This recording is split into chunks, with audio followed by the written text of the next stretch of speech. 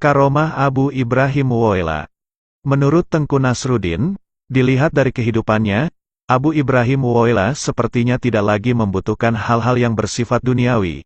Ia mencontohkan, kalau misalnya Abu Ibrahim Muwaila memiliki uang, uang tersebut bisa habis dalam sekejap mata dibagikan kepada orang yang membutuhkan dan biasanya Abu Ibrahim Muwaila membagikan uang itu kepada anak-anak dalam jumlah yang tidak diperhitungkan. Sama seperti amalan Rasulullah. Begitulah kehidupan Abu Ibrahim Muwaila dalam kehidupan sehari-hari. Karomah lain yang membuat masyarakat tak habis pikir dan bertanya-tanya adalah soal kecepatan beliau melakukan perjalanan kaki yang ternyata lebih cepat dari kendaraan bermesin. Memang kebiasaan Abu Ibrahim Muwaila kalau pergi kemana-mana selalu berjalan kaki tanpa menggunakan sendal. Bagi orang yang belum mengenalnya bisa beranggapan bahwa Abu Ibrahim Muwaila sosok yang tidak normal. Karena di samping penampilannya yang tidak rapi, mulutnya terus komat kamit mengucapkan zikir sambil jalan.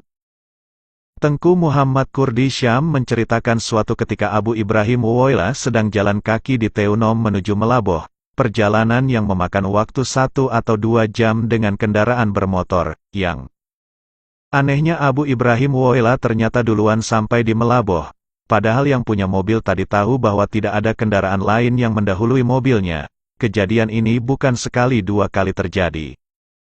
Malah bagi masyarakat di pantai barat yang sudah menganggap itulah kelebihan sosok ulama keramat Abu Ibrahim Muwaila yang luar biasa tidak sanggup dinalar oleh pikiran orang biasa.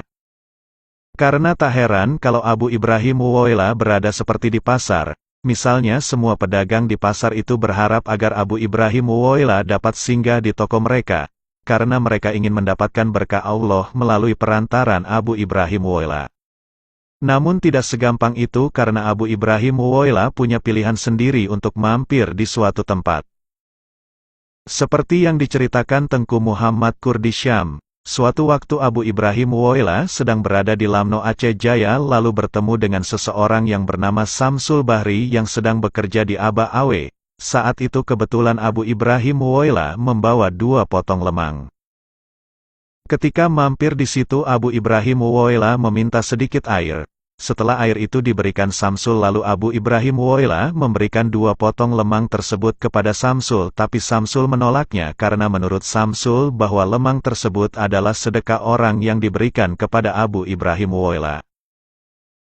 Karena tidak mau diterima Samsul, lemang itu dibuang Abu Ibrahim Muwaila yang tak jauh dari tempat duduknya. Spontan saja Samsul tercengang dengan tindakan Abu yang membuang lemang begitu saja. Karena merasa bersalah lalu Samsul ingin mengambil lemang yang sudah dibuang tersebut. Namun sayang, ketika mau diambil lemang itu hilang secara tiba-tiba. Dalam kejadian lain, Tengku Nasruddin menceritakan suatu ketika, sebelum Tengku Nasruddin menjadi menantu Abu Ibrahim Muwaila, tiba-tiba subuh pagi Abu Ibrahim Muwaila datang ke alma maternya ke pesantren Syekh Mahmud. Kaki Abu Ibrahim Muwaila kelihatan sedikit pincang sebelah kalau beliau berjalan. Kedatangan Abu Ibrahim Muwaila disambut Tengku Nasruddin dan teman-teman sepengajian lainnya.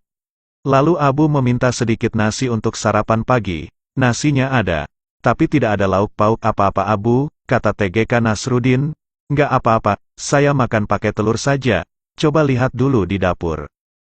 Mungkin masih ada 1 telur tersisi, jawab Abu Ibrahim Muwaila. Lalu TGK Nasruddin menuju ke dapur. Ternyata di tempat yang biasa ia simpan telur terdapat 1 butir telur.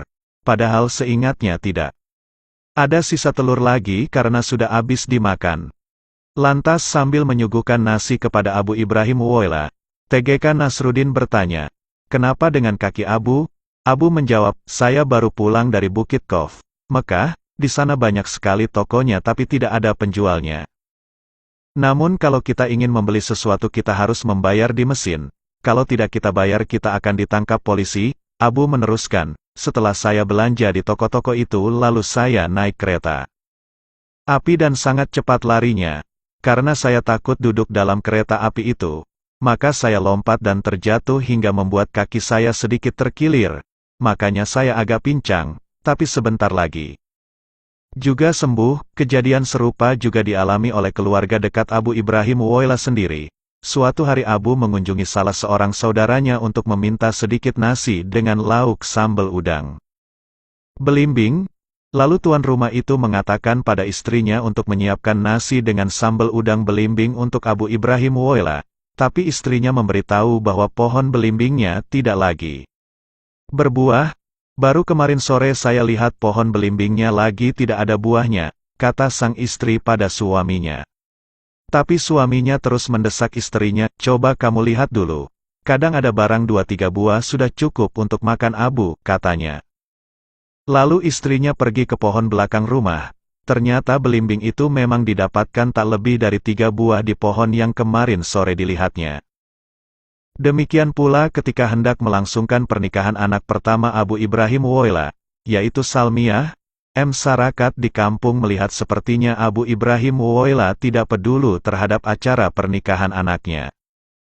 Padahal acara pernikahan itu akan berlangsung beberapa hari lagi. Tapi Abu Ibrahim Woyla tidak menyiapkan apa-apa untuk menghadapi acara pernikahan anaknya itu.